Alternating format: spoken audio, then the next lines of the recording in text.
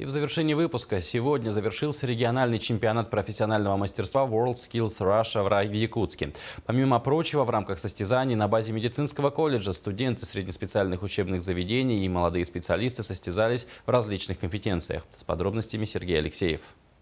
После напутственной речи и торжественного открытия чемпионата девушки приступили к заданиям. Как и обычно, в рамках WorldSkills они были разделены на 3 модуля. Это теоретическая, практическая части и этическое поведение. Медсестры не только должны правильно ухаживать за больным, но и уметь разговаривать с ним.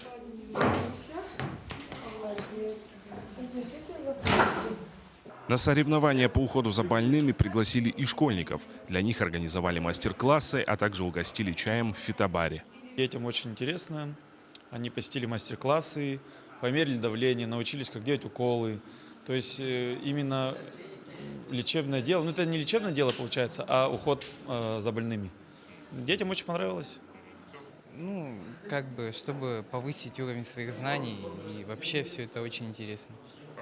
Кроме того, впервые в истории WorldSkills России в Якутском медицинском колледже презентовали специальность стоматология ортопедическая по компетенции зубной техник. Дополнительно это компетенция зубной техник. Хотим, чтобы в следующем году эта компетенция вошла в компетенцию чемпионата Российской Федерации. После многочасовых испытаний определилась лучшая медсестра. Ею стала Алена Мартынова, четверокурсница Якутского медицинского колледжа. Как призналась победительница, она долго и серьезно готовилась к соревнованию. В будущем Алена планирует продолжить образование на медицинском факультете СВФУ. Поступать в медицинский институт в Северо-Восточный федеральный университет.